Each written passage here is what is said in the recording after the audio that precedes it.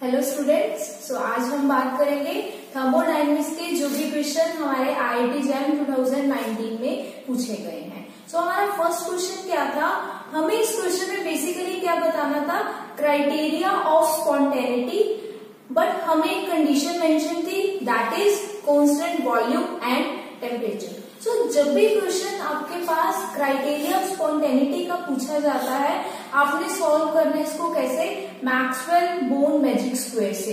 देखो किस तरह से वो स्क्वायर होता कैसे है, इस तरह से, एंट्रोपी, प्रेशर, वॉल्यूम, टेम्परेचर, इनको आपने क्या करना है, ज्वाइन कर देना है और इनके बीच में आप लिखते हो एनर्जी टर्म्स। यहाँ पे आती है एंथैल्पी, यहाँ पे आता है गिब्स फ्री एनर्जी, यहाँ पे आता है हेल्महोल्ट्ज फ्री एनर्जी और यहाँ पे आती है इंटरनल एनर्जी। सो बेसिकली आप इस स्क्वायर को किस तरह से याद कर सकते हो, देखो सत्य, प्रकाश, वेरी टायर्ड और हन जी आउट। ठीक है, तो जब भी क्राइटेरिया ऑफ स्पॉन्टेनिटी को सॉल्व करना है किस तरह से, देखो स्पॉन्टेनियस कोई भी प्रोसेस कब होगा, जब हमारी एनर्जी टर्म जो है वो नेगेटिव होगी।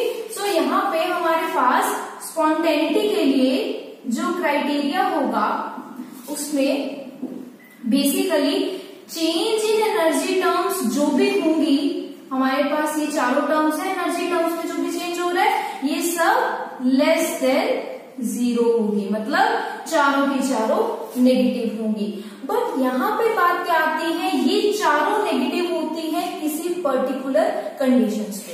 अब हमारे पास क्वेश्चन में क्या बोला गया है, कांस्टेंट वॉल्यूम एंड टेम्परेचर। तो देखो जब भी डेल्टा एच नेगेटिव होगा उसकी कंडीशंस कैसे लिखनी है आपने, एच किस किस के बीच में लाई कर रहा है, एंट्रोपी एंड प्रेशर। तो सिंपली आप क्या बोलोगे, यहाँ पे एंट्रोपी एंड प्रेशर कांस्टेंट होंगे, यहाँ पे कौन कौन होंगे, देखो जी किसके बीच में आ रहा है, पी और टी के बीच में, तो यहाँ पे प्रेशर एंड टेम्परेचर आपका कांस्टेंट हो जाएगा।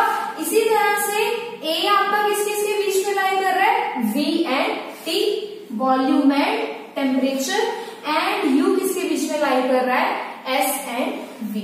सो आपको क्वेश्चन में बोला गया volume and temperature constant, so आपका ऑप्शन क्या हो जाएगा, change in Helmholtz free energy less than zero at constant volume and temperature. So option C is correct.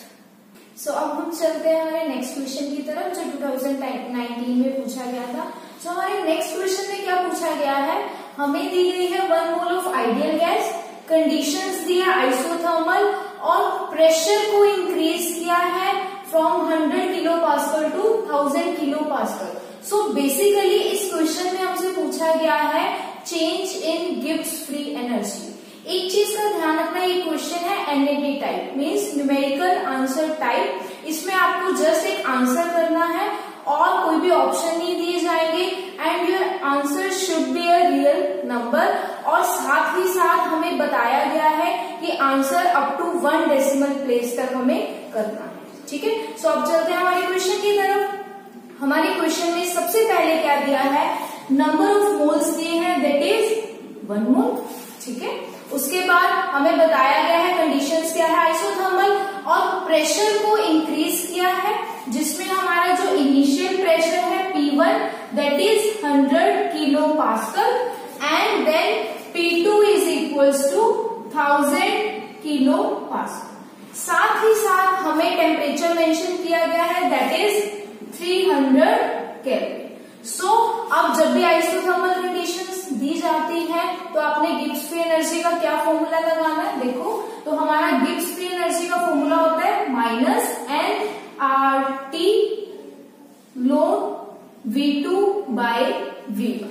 ठीक है, बट क्योंकि हमारे पास क्वेश्चन में प्रेशर दिया है, वॉल्यूम नहीं दिया, सो हम इसे क्या करेंगे इन टर्म्स ऑफ प्रेशर। तो इन टर्म्स ऑफ प्रेशर हमारा फॉर्मूला क्या होता है, माइनस एन आर टी, तो मैं यहाँ क्या कर दूंगी 2.303 log P1 बाय P2।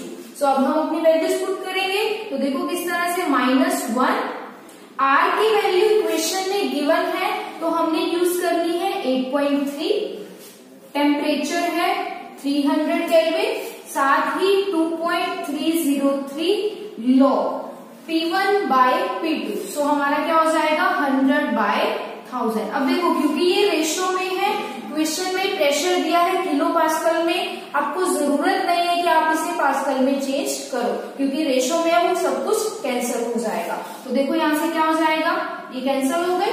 सो यहाँ क्या है माइनस, यहाँ क्या है log 1/10। सो माइनस log 1/10 को आप क्या कर सकते हो log 10, एंड log 10 क्या होता है 1।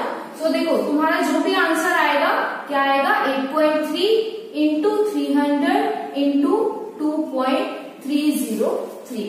तो जब आप इसको मल्टीप्लाई करोगे, देखो वहां पे आपके पास कैलकुलेटर अलाउड है, तो आप सिंपली वहां से मल्टीप्लाई कर सकते हैं। तो जब आप इसे मल्टीप्लाई करोगे आपका आंसर क्या आएगा 5734.47 जूल पर मोल। ठीक है, बट क्वेश्चन में आपको बोला गया है किलो जूल पर मोल। ध्यान देना, जब भी एनईटी टाइप क्वेश्चन करोगे यूनिट जरूर चेक कर लेना किस यूनिट में आपसे पूछा गया है। तो किलो जूल में जब जाएंगे हमारा आंसर क्या बन जाएगा 5.7 किलो जूल पर मोल। So this is your answer. So students, अगर आपको ये वीडियो पसंद आई हो तो प्लीज इसे लाइक करना ना भूलिए और हमारे चैनल को सब्सक्राइब कीजिए और जितना हो सके शेयर कीजिए अपने फ्रेंड्स के